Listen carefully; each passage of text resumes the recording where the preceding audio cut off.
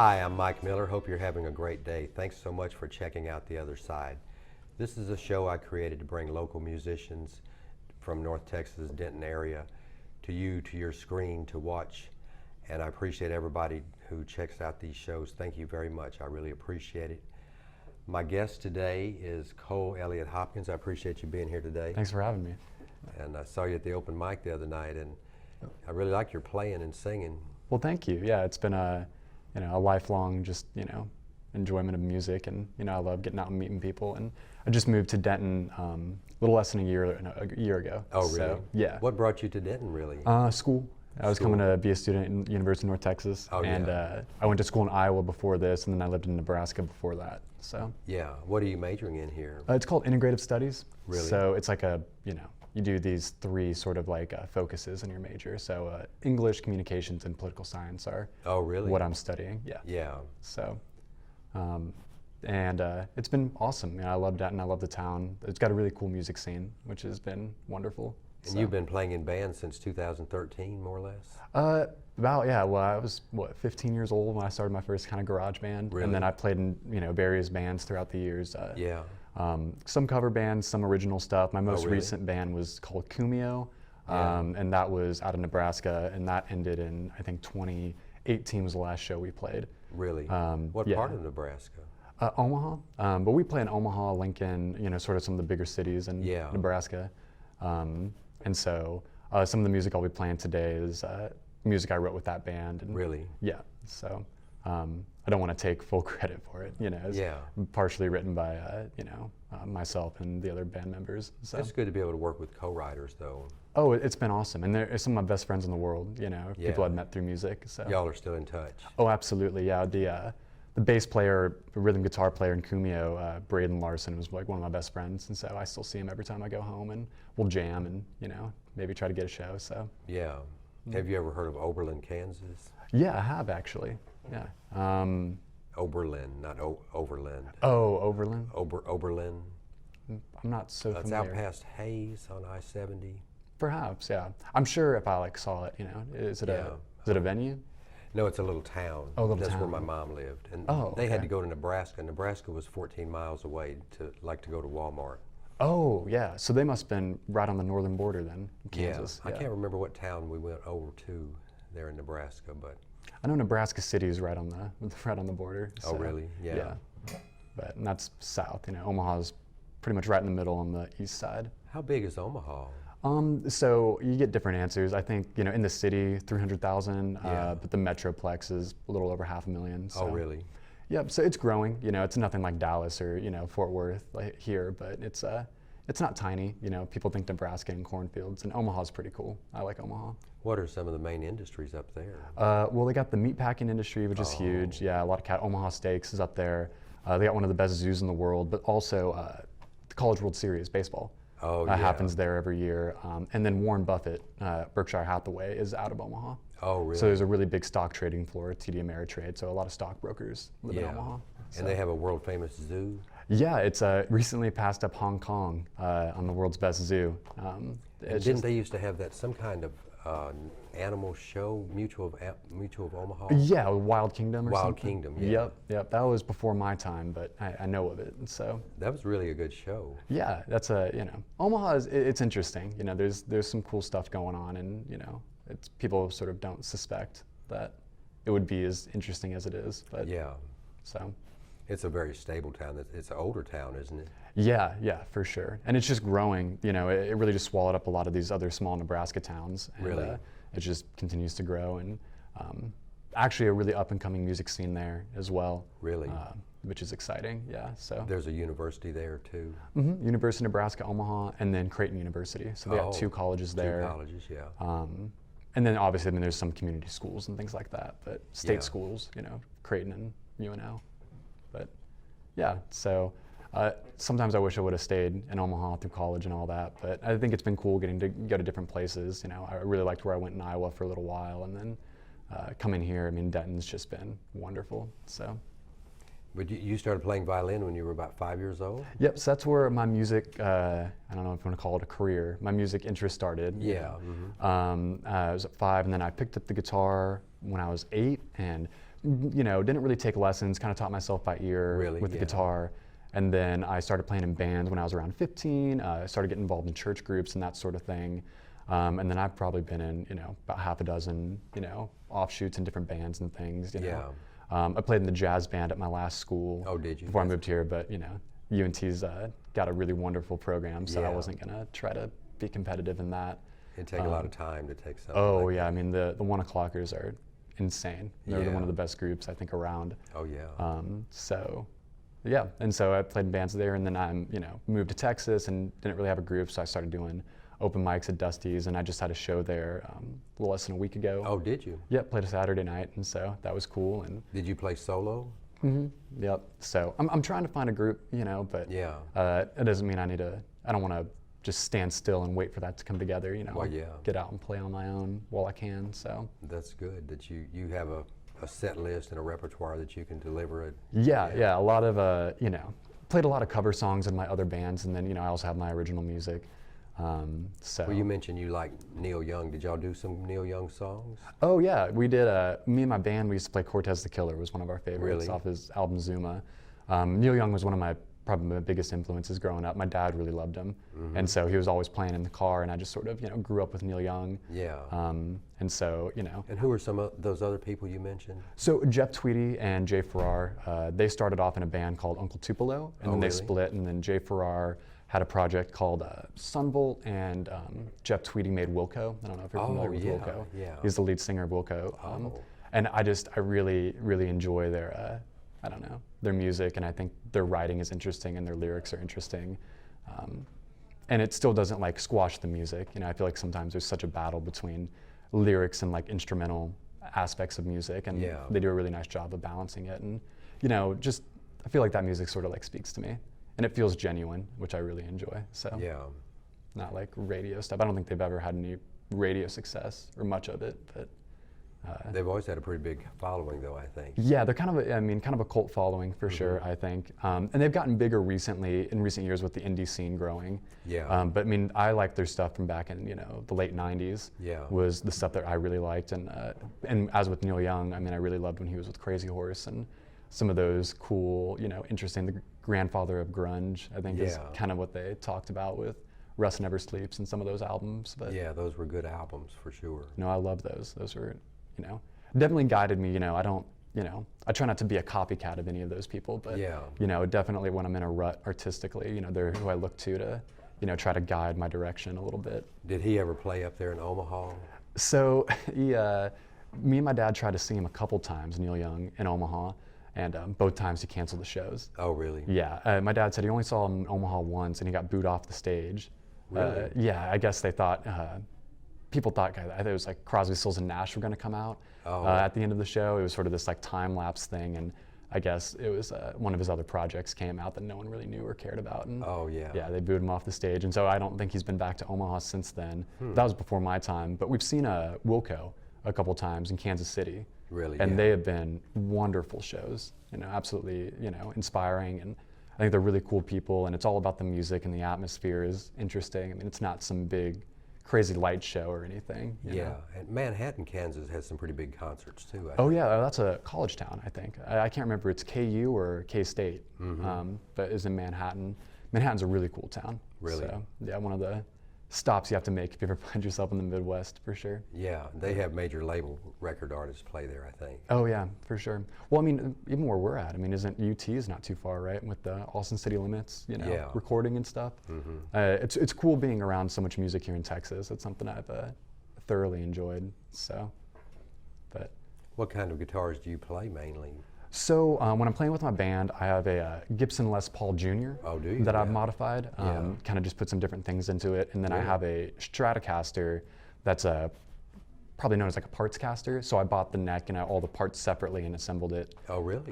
So that was cool. Kind of build my dream guitar. Yeah, really? And then I play acoustically. I have a Bedell. It's made by a guy named Tom Bedell out of Iowa.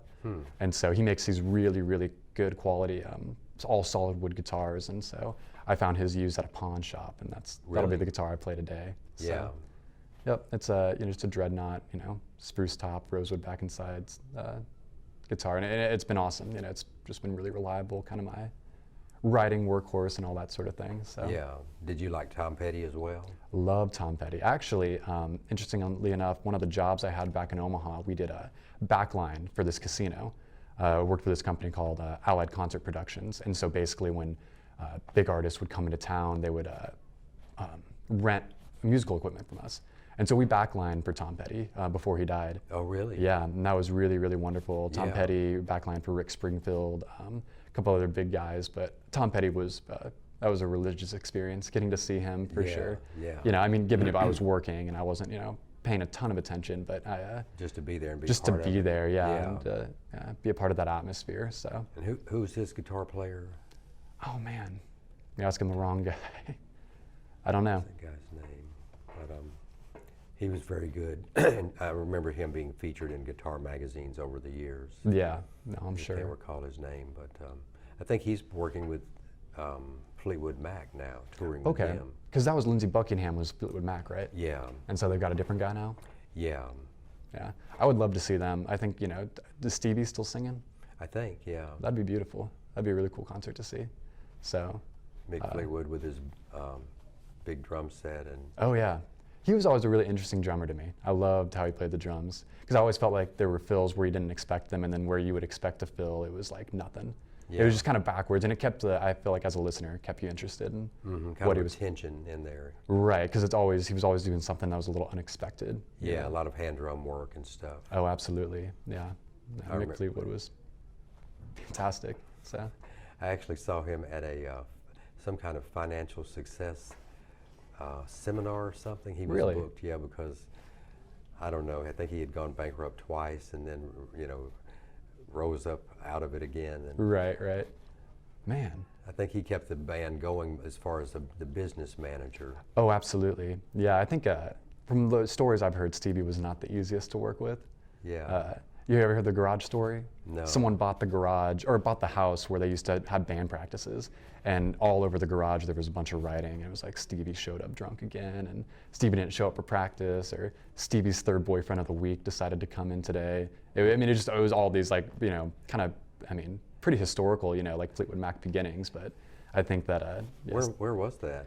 I gotta think it was a town in the Midwest where they were practicing. Oh, really? Or yeah, and it was during the very early years, and they bought these people bought this house that used to be, the jam spot for Fleetwood Mac before they got real big, and Yeah. I don't know, just stories, and then obviously there's all the the drug issues with Stevie, but you had to have probably someone like Mick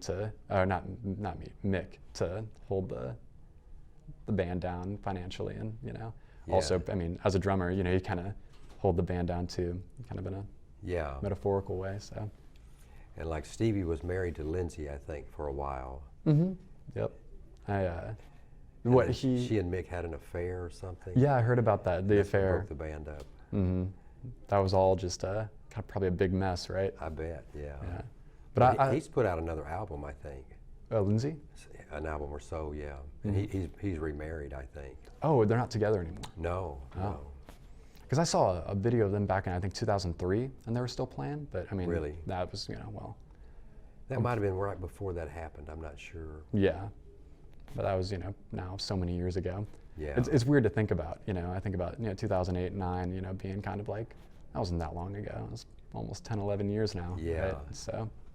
I know time just keeps going on by. Right. It feels weird to be, when I was younger, I felt like, 23, 22 was just so old, Yeah. Now I'm here, I'm like, man, I'm just a kid, I don't Yeah, have, just getting started, yeah. I'm just beginning my life, Oh, yeah, for sure. but And you're involved with some of the political things like, I don't know if it's called political, but just recycling rather than using more oil and stuff like that. I saw something about the recycling plastic to not, oh yeah, it was just something you posted or, oh yeah, I think it's an important thing to take care of the environment, and yeah. I wouldn't say I'm an activist by any means, but I definitely do support, recycling and just doing the little things, day to day. And something with Children's Cooks Medical, you were... Yeah, so I'm a part of a group called Eaglethon here at UNT, and so that raises money for Cooks Children Medical for kids with cancer, and it helps supply, the part of the hospital that we donate to or raise money for is the part of the hospital that helps the children sort of normalize their experience, Really? as Yeah. kids with cancer. Mm-hmm. So buying them, games, and Yeah. there's a lot of support animals and things like that. Yeah. Just to allow them the chance to be a kid, even though yeah. they're still going through these really hard illnesses. Painful So, treatments, yeah. painful treatments, yeah. And so, with the amount of money we can feasibly raise as a student organization, we felt like normalizing their experiences where our money would be best served. So, and that's been a wonderful, wonderful experience, getting to work with those people. And That's good that you do things like that for the community. oh, absolutely, yeah. I'm a new member, but any way I can give and do those sorts of things. I think that's what's important. I think people can lose sight of that sometimes. Yeah. It's the bigger things in life. The kid getting to have a birthday party. Even though he's got a horrible cancer treatment that he's going through. I think that's, Oh, yeah. the smiles on their face, because they don't smile a whole lot, Yeah. in those situations. So that's really beautiful, and those are what make the long hours and things like that worth it. So. Yeah, because they have so much on their mind, knowing that they know they have something serious. Absolutely, and a lot of what Cook's Children does too, interestingly enough, is they help the families. Yeah. They're like, a sick kid, is, they're first and foremost, but they also have a hurting family. And so they provide a lot of services to the family members and other siblings and therapy and things like that to help, the family help get through that time as well. That's great. And they also have state-of-the-art, some of the best technology in the country. So, they're really, really special in taking care of, pediatric cancer, so oncology or whatever the word is. So, Yeah. That's great. Yeah, no, it's really, really a beautiful thing, and it's I'm proud to be a part of it. So you've seen Ted and Teddy, the Saddle Tramps. Have you heard them play at Dusty's open mic? Okay, I may have, yeah. Yeah, I think they're, is that the father-son group? Or Yeah. Those guys are fantastic. They are, yeah. Yeah, they're incredible. Have they been on the show? Yeah, just a few weeks ago. It hasn't aired yet. Yeah, well, I'd be looking forward to see that one. Yeah. And James Dolly, you like his songs. James Dolly's a funny guy. He has some great songs. He's got some great songs. He's a really good guy, too. He was one of the dudes, I actually met him off shot at the Midway Craft House here. Oh, really? Yeah, I was having a beer and met James, and he was like, man, you play music, come to my open mic. And without him, I would have never gotten into contact with people like you or the people at Killers, or, he was really my streamlined me into, the music scene here, which has been nothing but a blessing, Well, that's great. So he got you over at Killers also? Yeah, so he works at Killers. That's right, they work there, yeah. Yeah, and so he, talked to me, and I met some guys at the Dusty's open mic, and they said, you got to sign up to go to Killers. And so I'll be signed up, I'll be there, this next week, and I'm really looking forward to that. And it's such a loving community, honestly, of musicians here. Have you met Caleb yet, or Caleb Coonrod, who runs that open mic? So he wasn't there when I went. Oh, yeah. He had an assistant there, but I'm looking forward to meeting him. Blue was there the other night, I think. Yeah, he was there the other night, I think, running sound, and Caleb was somewhere. But yeah, recording with Remain, I think they're. Oh, yeah. So, I don't know, it's really wonderful, so. Well, I appreciate you coming down very much, and I look forward to hearing some of your music. Well, thank you so much for having me. I'm excited to share, so. And you guys stay tuned to check out some great music. Thank you so much for watching, and have a great day. Thank you again. My name is Cole Hopkins, and I'm going to be playing a couple songs for you guys today. This first song is a song I wrote with my band Kumio from Omaha, Nebraska. It is called Yellow and Red.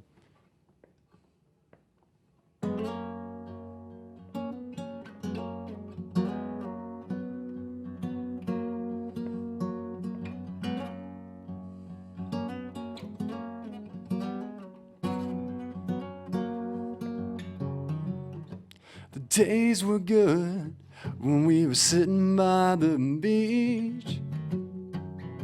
We go together like honey and tea.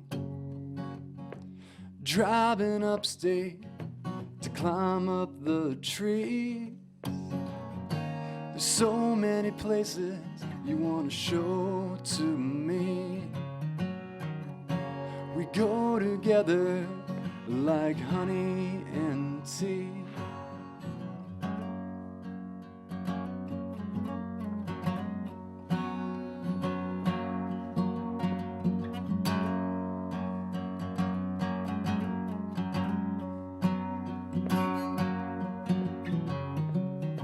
You meet me after work and I'm basically dead. You take me home, we make yellow into red. Drawn up the pictures I drew in my head. But what inspires me most is what's in your head. Bring me back to those shining lights. Bring me back to those red hot nights.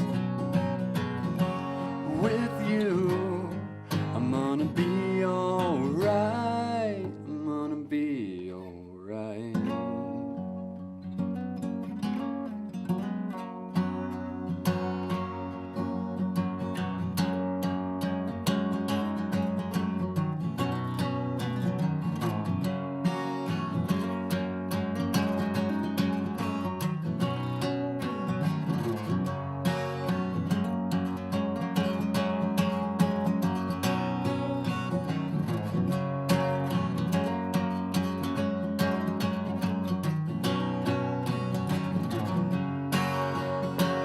Bring me back to those shining lights.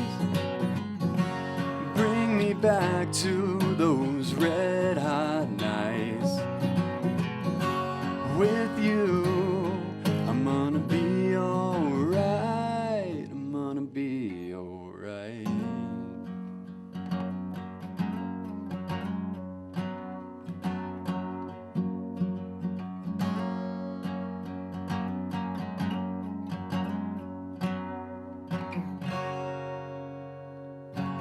Thank you. This next song is one I wrote about a year ago, and it doesn't have a name.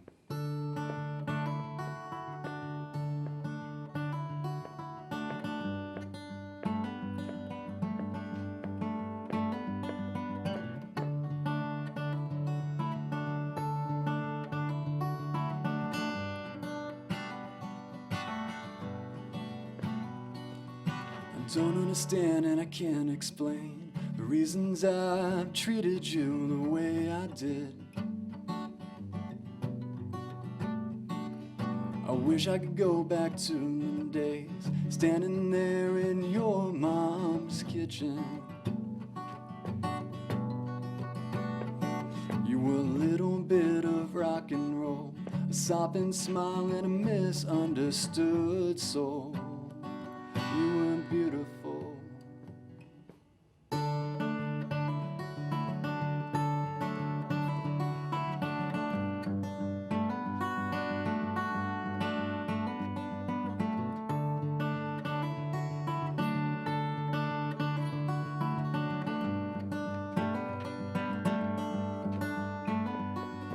I wish my parents understood.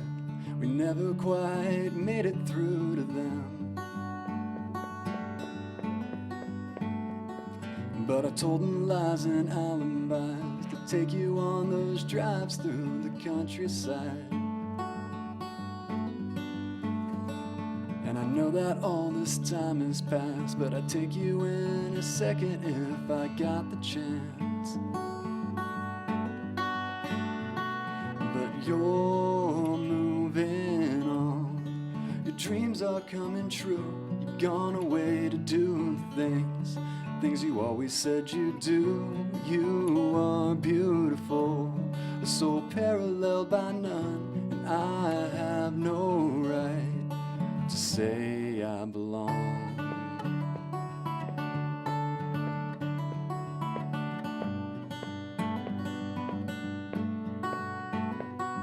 'Cause you're moving on, your dreams are coming true. You've gone away to do things you always said you'd do. You are beautiful, a soul paralleled by none, and I have no right to say I belong.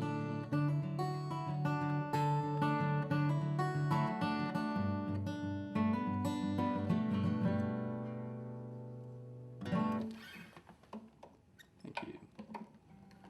And one more original. We wrote, this is an older one, written by myself and co-writer Braden Larson out of Omaha, Nebraska. This one's called Number 3.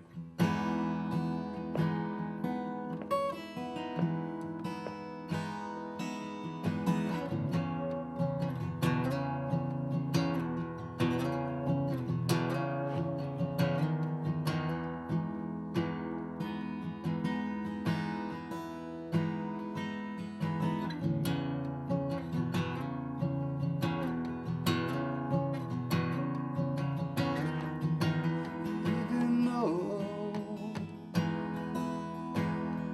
you're far away,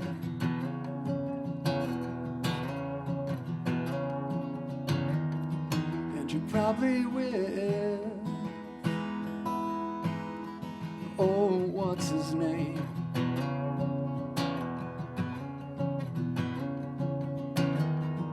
Well, I can't help miss you tonight.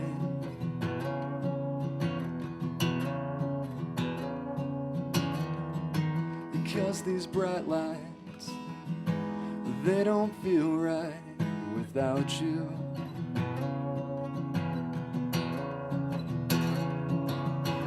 I can't say no. Been down the road alone, and I can't say no. At least not today. Today.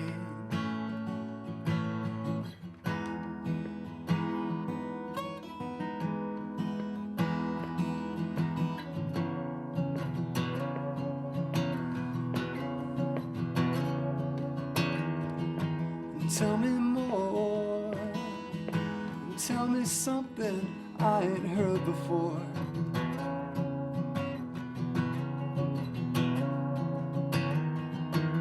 If you could, but only if you would.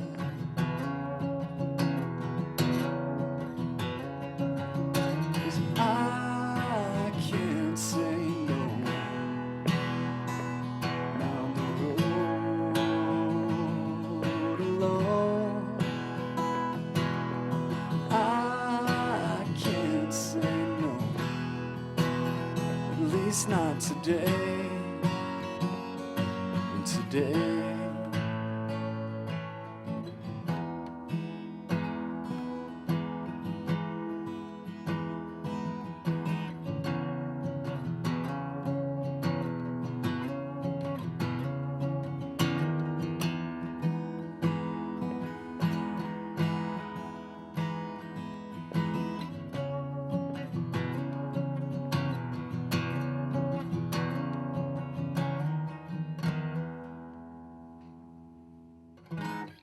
Thank you guys very much.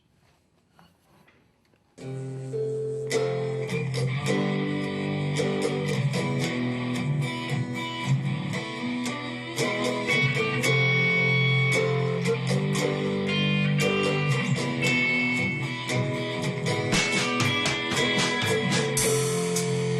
they tell me, follow your dreams. And they say,